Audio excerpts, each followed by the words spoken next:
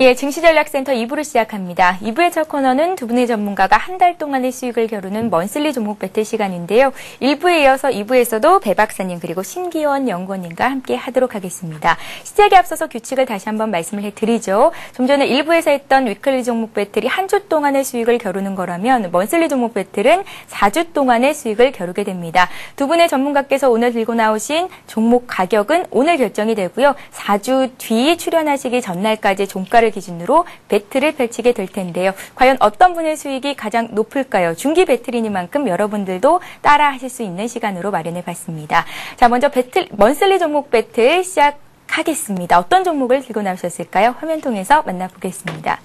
자, 오늘 배 박사님께서는 전기전자 업종에 올인하셨습니다. 삼성전기를 먼슬리 종목 배틀 종목으로 들고 나오셨고요. 심기원 연구원님은 CJ CGV를 들고 나오셨습니다. 자, 매수가를 결정해 봐야겠죠. 배 박사님의 삼성전기부터 보겠습니다. 자, 나흘 만에 다시 12만 원대를 찾았습니다. 삼성전기가 어제보다 벌써 3% 이상 급등해 있는 상태인데요. 12만 3천 원 매수가 결정하겠습니다. 자, 이번에는 심기원 연구원님의 CJ CGV 흐름 보겠습니다. CJ CGV는 1% 정도 어제보다 올라와 있는 상태인데요. 26,800원 매수가 결정하겠습니다.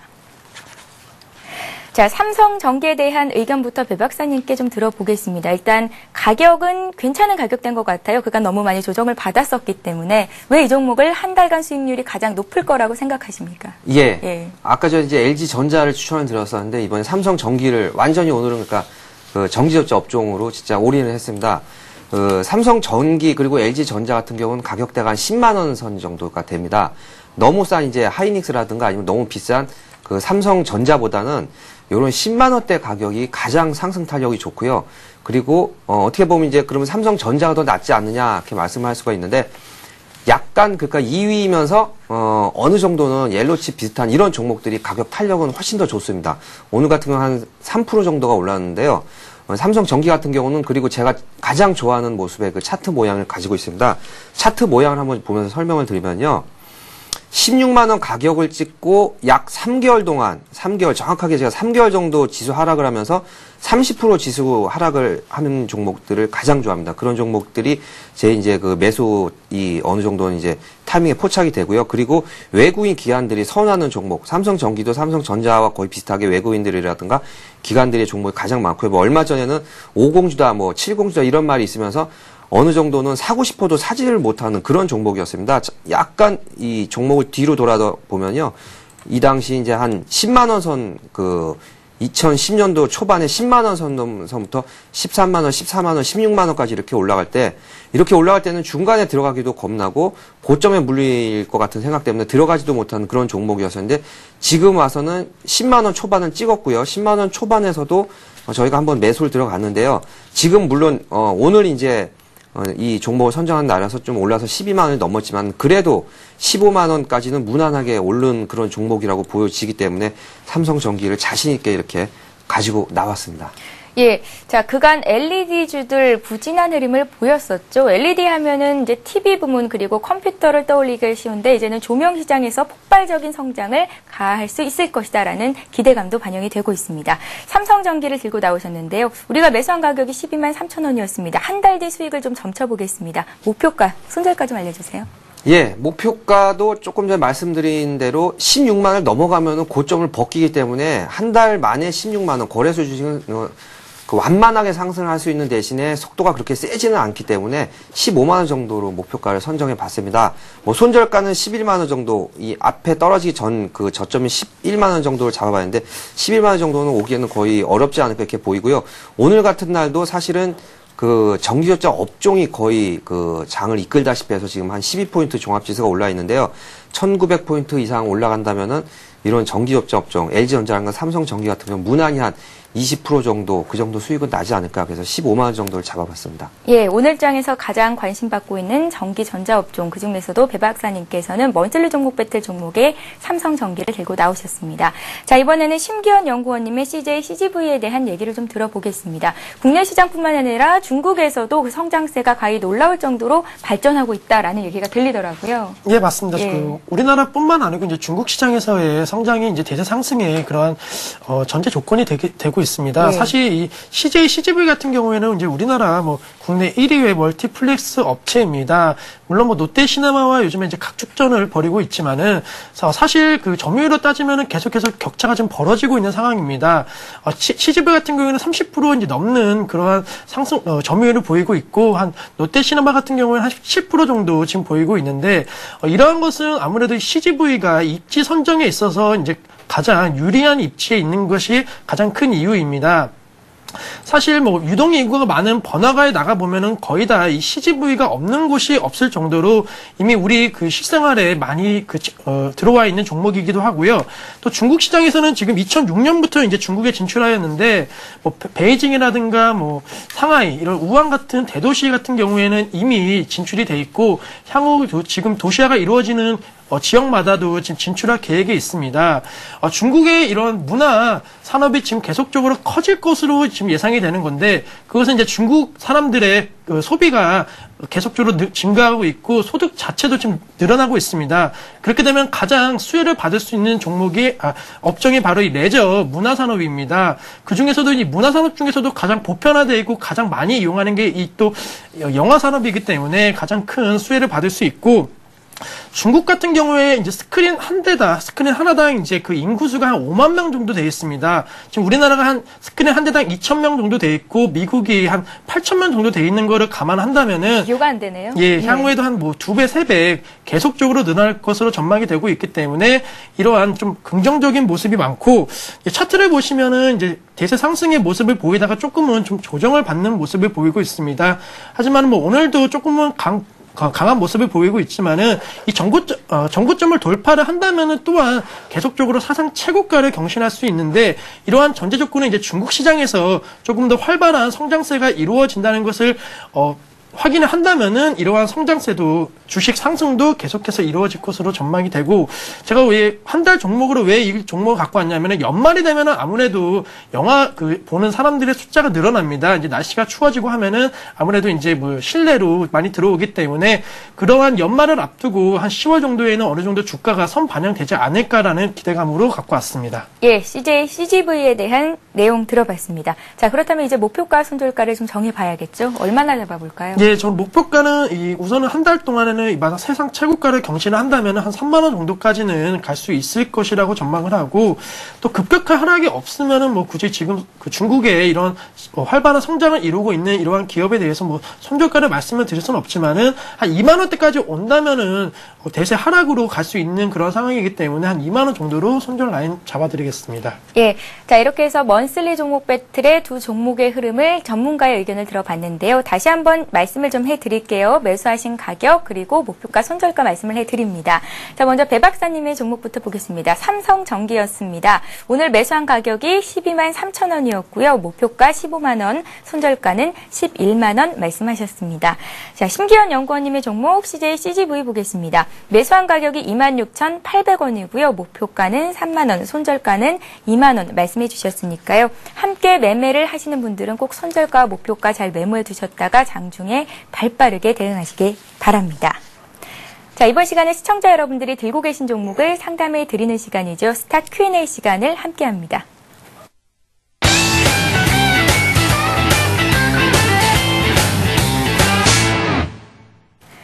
예, 시청자들의 궁금증을 풀어드리는 스타 Q&A 시간입니다. 013-3366-0110번으로 여러분들의 문자 참여를 기다리고 있는데요. 무료 문자 참여하실 수 있습니다. 상담 받고 싶으신 종목의 종목명, 그리고 매수한 가격, 비중 이외에도 추가적인 궁금증들 남겨주시면 친절히 상담을 해드립니다. 많은 참여를 부탁드릴게요.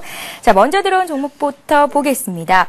금융주가 흑자 전환으로 3분기 실적은 괜찮을 것이다 라는 얘기가 들리는데요. 금융주 중에서도 대표주 KB금융이 들어와 있습니다. KB금융을 5780님께서 사셨는데요. 49,750원에 30%를 갖고 계십니다. 박스권에 묶여 있는데요. 앞으로의 전망을 알고 싶습니다 하셨네요. 예. KB금융 누구나 알고 있는 우리나라 대표적인 그런 은행 업종이죠. 너무나 대표적이기 때문에 그 움직임이 굉장히 둔합니다. 마찬가지로 이제 삼성전자도 둔하다시피 KB금융도 움직임이 그렇게 이제 흐름이 좋지는 않지만은 어쨌든 장기적으로 가져가신다면은 그냥 무난하게 한 10% 내지 한 20% 정도까지 수익이 날 수 있는 그런 종목이라고 보여지는데요. 차트를 잠깐 보면서 설명해 드리겠습니다. KB금융 크게 보면은 어느 정도는 52,000원 선 고점과 그리고 47,000원 선대 이 박스권을 지금 상단 부분과 하단 부분을 이제는 뚫지도 못하고 아랫부분으로도 이 저점까지 내려가면 한번 저점 매수의 기회가 있겠는데 그렇지도 못하고 고점을 넘으려고 한번 장대로 실렸다가 다시 한번 조정을 보여서 중간 정도까지 와 있는 상태인데요. 이분 투자 성향이 어쩐지는 모르겠습니다. 보수적으로 뭐 한 연말까지 한 20% 내지 뭐 10에서 20% 정도를 보신다면 이런 종목을 가지고 가셔도 무난하고요. 물론 이제 오늘같이 종합지수가 한 12포인트 올라 있을 때 종목별로 오늘 같은 경우 한 거의 50원 플러스니까 거의 상승폭이 거의 없다시피 하는데요.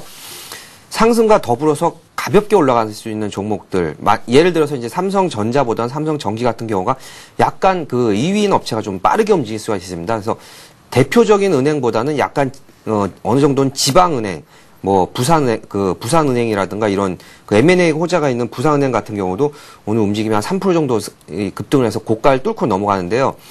그런 종목에 관심을 갖지 않고 그냥 연으로 봤을 때 한 20-30% 정도 수익에 만족하시는 분이 계신데 그런 매매 성향이라면은 그 국민은행을 KB금융을 끝까지 갖고 가셔도 괜찮고요. 만약에 어느 정도는 투자 성향이 지수 상승과 더불어서 수익을 좀 크게 보실 것 같으시면은 지방은행 쪽으로 이렇게 추천을 드리고요. 이런 종목들은 그러니까 손실은 보지 않겠지만은 수익률 차이에 따라서 안정성을 위주로 한다면 KB금융이 낫겠고요. 수익성으로 본다면 지방은행 쪽으로 추천해 드리겠습니다. 예. 자, 은행들이 지난 7월 달이었죠. 하느니 기준금리를 인상시키면서 그 이후에 예금금리보다 대출금리를 더 많이 높였다고 합니다. 3개월 만에 최고 수준을 기록했다고 하는데요.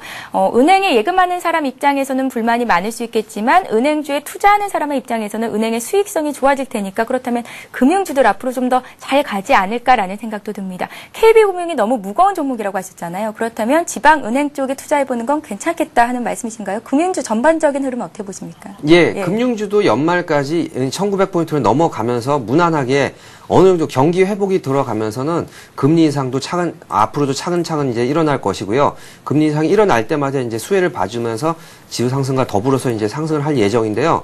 그렇게 본다면은 똑같이 상승폭이 일어난다면은 상승폭이 더 강한 그런 이제 2위 업체지만은 어느 정도 물량이 가볍기 때문에 쉽게 올라갈 수 있는 한 장중에 호재가 나면 한 3-4% 정도 제로와 함께 올라갈 수 있는 그런 지방은행 같은 경우는 상승탄이 좀 강할 것이고요. 이 KB금융 같은 경우는 워낙 우량한 재무 구조를 가지고 있기 때문에 외국인들이라든가 기관 매물이 많이 갖고 있어서 지금 같은 경우 이제 투신권의 펀드 판매에 의해서도 이제 KB금융 같은 경우 매물이 좀 나오기 때문에 크게 상승을 못 하고 있는데요. 그래도 꾸준하게 상승은 가능하기 때문에 어느 정도는 상승폭이 가능한 종목들, 이 두 종목이지만은 상승폭에 따라서 지방은행을 선택하느냐 아니면 중앙은행을 선택하느냐, 이거 이제 투자자 목표에 이렇게 맡겨야 되겠죠. 예, 알겠습니다. KB금융 봤고요. 자, 이번에는 자동차 부품주 중에서 한일이화 보겠습니다. 7,250원에 58%를 갖고 계시다고요. 굉장히 계산을 좀 잘 하셨어요. 58%의 비중을 갖고 계십니다. 0720님께서 매수를 하셨는데 매도 시점이 궁금합니다라고 문의를 하셨습니다. 오늘 자동차 부품주가 다 오르던데 한일이화는 좀 조정이 나오네요. 예, 한일이화 같은 경우에는 뭐 상용차, 시티 등 여러 가지 뭐 자동차 부품을 생산하는 업체입니다. 예. 이 업체 같은 경우에는 뭐 현대차와 뭐 밀접한 관련이 있기 때문에 현대차 주가와 좀 비슷하게 가는 경향이 있습니다. 오늘 장에서 지금 현대차, 기아차 보시더라도 약간은 좀 하락을 하는 모습으로 좀 전환이 되는 모습을 보이고 있는데 역시 이 업체 또한 좀 하락하는 모습을 보이고 있습니다. 한일이화 같은 경우에는 이제 그 IFRS 도입에 따른 좀 수혜가 예상이 되는 그러한 종목입니다. 실제로 이제 2009년도 영업이익으로 봤을 때 2008년도 대비해서 한 10% 정도 감소한 80억 원 정도 나왔는데 이것은 연결 영업이익으로 따진다면 한 800억 정도의 큰 폭의 성장이 이루어졌습니다. 그 이유는 이제 해외 법인들에서 이제 들어오는 이러한 수익 구조에 따라 갖고 보다 큰 수익이 많이 나는 구조인데 사실 이 업체 같은 경우에는 해외 법인으로부터 이제 매출액의 한 1%에서 3% 정도 런닝 로열티라고 해갖고 이렇게 돈을 받고 있습니다. 그렇기 때문에 안정적으로 좀 수익 구조가 가능한 기업이고 현대차와 기아차가 이제 아시다시피 뭐 러시아라든가 미국, 중국 등 이러한 해외에서 그 신규 공장이라든가, 그다음에 이제 우리나라 차종 계속적인 그 수출이 늘어나고 있는 상황이기 때문에 이 업체 또한 실적은 계속적으로 개선이 될 것으로 전망이 되고 있습니다. 재무적으로도 뭐 매년 큰 폭의 성장을 이루고 있는 기업이기 때문에 좀 더 안정적인 모습을 보이고 있는데, 다만 지금 이제 차트를 보시면 아시겠지만은 전고점 부분에 이제 사상 최고가 부분에 다시 한번 도달을 했다가 이제 내려오는 모습을 보이고 있는데, 아직은 이 전고점을 돌파를 크게 하기 위해서는 좀 상승 모멘텀이 좀 부족한 상황입니다. 왜냐면은 물론 현대차와 기아차의 대세 상승은 그대로 이어지고 있지만, 뭐 오늘장도 마찬가지지만 이제 어느 정도 업종 순환매가 이루어지고 있는 상황에서 단기적으로는 이 자동차 업종이 조금은 소외받을 수 있는 그러한 시점이기 때문에 지금 한 7,000원 초반대 잡으셔갖고 수익 구간이 나셨는데, 한 30% 정도는 수익 실현을 하셔갖고 조금은 마음 편하게 그렇게 투자를 하시고, 나머지 물량은 이 전고점을 어떻게 뚫느냐에 따라 갖고 홀딩을 하시는지, 아니면 다시 한번 물량 정리를 하시는지 다시 한번 전략을 짜시는 게 좋을 거고, 지금 상황에서는 한 30% 수익 실현하시라고 말씀드리고 싶습니다. 예, 자 일단은 수익분을 잘 챙기는 게 좋은 투자 전략이 되겠다라는 말씀이셨고요. 한일 이화 살펴봤습니다. 자 이번에도 자동차 부품주라고 볼 수 있겠죠. 글로비스 보겠습니다. 15만 5천 원에 5% 비중은 굉장히 적으시네요. 5% 갖고 계시다고요. 5592님께서 보내셨습니다. 자 앞으로의 전망을 알고 싶습니다. 글로비스 역시 현대차 그룹 계열로 볼 수 있지 않을까요? 예, 현대차 쪽으로 이제 거의 근접하고 있다고 봐도 되겠습니다. 현대와 기아차에 이제 물류 제공하는 업체이기 때문에요. 현대와 기아차들이 굉장히 지금 뭐 세계적으로 굉장히 어느 정도 인지도가 높아지면서 수출 물량도 많아지기 때문에, 이에 따라서 이제 물류 운송 업체도 굉장히 수익이 좋아지고 있습니다. 글로비스 같은 경우는 회사 내용을 보면은 상당히 우량합니다. 가치주로 봐도 손색이 없을 정도로 유보율이 4,000%가 넘고요. 그리고 2007년도 800억, 8년도 1,100억, 2009년도 2,000억까지 이렇게 순이익이 급증하고 있는 상황입니다. 차트를 한번 보면서 설명을 드리면요. 최근 들어서는 크게 상승을 하고 있지는 못하고 있지만은, 이거를 월봉으로 한번 돌이켜보면은, 기아차, 현대차 마찬가지로 2만원 선부터 지금 17만원까지 급등을 했다가 지금 뭐 15만원 선이지만, 어쨌든 저점 대비는 한 뭐 10배 이상 이렇게 오른 종목이라고 봐도 무난하겠습니다. 이렇게 오른 종목이 더 오를 수가 있느냐, 그렇게, 의문 가지시겠지만, 한마디로 결정적으로는 말씀드려서 더 오를 수 있다, 이렇게 말씀을 드리겠습니다. 내년 들어서 현대차와 기아차는 더욱 이제 각광을 받을 예정이기 때문에, 이 자동차 업종은 아무래도 부품 IT 업종과 함께 끝까지 이렇게 계속 가는 그런 종목, 실질적으로 순이익도 늘어나고 있기 때문에 괜찮을 것으로 보여지는데, 문제는 지금 현대차의 현대건설의 인수에 대한 상당한 부담감 때문에, 글로비스도 마찬가지로 현대차 연관이 전혀 없지가 않기 때문에 최근 들어서 상승이 거의 하지 못하고 있는 그런 상황입니다. 그래서 만약에 이제 현대차가 현대건설의 인수를 어느 정도는 이제 실질적으로 이틀 정도는 하락을 했지만은, 실질적으로 빨리 그러면 인수를 하던가 아니면 인수를 포기하던가 하는 식으로 해서, 그럼 어느 정도 부담감을 해소될 때, 그때부터는 현대건설이 글로비스도 쉽게 이렇게 올라갈 수가 있기 때문에요. 이분 다행히 이제 물량이 5%밖에 물량이 많게 갖고 있지 않기 때문에, 조정을 보인다고 하더라도 추가로 한 14만 원이라든가 이런 13만 원 이하로 내려가기 어렵기 때문에요. 14만 원 내지는 13만 원 초반으로 내려갈 그런 흐름이 나오더라도 추가로 매수하셔서 한 20-30% 정도 물량을 늘리신 다음에 연말까지 꾸준하게 장기로 갖고 계시면은 16만 원을 넘어가면서 아마 수익률이 한 20-30% 이상 이렇게 나지 않을까, 이렇게 보는 아주 재무 구조가 우량한 종목이라고 말씀드리겠습니다. 예. 자, 글로비스는 물류 운송 업체입니다. 현대그룹 계열사로도 볼 수 있겠고요. 현대차그룹 계열사로도 볼 수 있겠고, 현대건설 인수 전에도 직접 뛰어든다고 하죠. 앞으로 주가 흐름 잘 봐야겠습니다. 일단 유보율이 4,000%를 넘는 기업이라면 탄탄하다라고 볼 수도 있겠죠. 자, 글로비스 살펴봤고요. 이번에는 심기현 연구원님께 대구은행을 드리겠습니다. 대구은행을 1267님께서 사셨고요. 13,660원에 20% 갖고 있다고 합니다. 자, 외국인들의 매수가 꾸준히 들어오더라고요. 예, 대구은행 같은 경우에는 뭐 이름 그대로 이제 대구 지역을 중심으로 한 이 지역은행입니다. 이러한 지방은행은 이제 특징이 이제 충성 고객도가 상당히 높다는 게 한 가지 특징인데, 반대로 생각하면은 이제 이러한 지역적인 제한이 있기 때문에 상당히 큰 폭의 상승을 이루기에는 좀 약간 부족한 면이 없지 않아 있습니다. 그러한 점을 잘 기억을 해주시고, 대구은행이 올해 들어 이제 주가가 좀 좋지 못한 모습을 보였습니다. 그거는 이제 부동산 PF 대출에 대한 구조조정이 이루어지면서 자산 건전성이 되게 악화가 되었습니다. 그리고 지금 경남 인수은행 인수에 대한 지금 사항에 대해서도 지금 약간은 주춤하고 있는 모습이기 때문에 다른 지방은행에 비해서 좀 안 좋은 모습을 보이고 있습니다. 지금 현 주가는 이 수익성 대비 상당히 그 저평가되어 있는 구간은 맞습니다. 하지만 아까도 말씀드렸지만 지방은행이라는 특징과 이러한 아직까지는 부동산 대출에 대한 이 문제점이 해결이 완전히 되지 않은 상황이기 때문에 뭐 큰 폭의 상승은 좀 어려울 것으로 보고 있는데 차트를 보시면서 이제 설명해 드리면은 오늘 좀 강한 모습을 보이면서 역시나 이제 은행주가 많이 오를 때는 좀 강한 모습을 보입니다. 그렇기 때문에 지금 은행주에 관심이 다시 한번 쏠린다면은 정고점이죠. 한 15,000원대까지는 충분히 올라갈 수 있는 종목이기 때문에 뭐 지금 당장 매도를 하실 필요는 없으시고 좀 단기적으로 접근을 하시는 그러한 전략 말씀드리고 싶습니다. 예. 자, 이번에는 푸른 하늘님께서 보내주신 시모텍이라는 주가를 보겠습니다. 6,745원에 사셨고요. 비중이 80%나 되십니다.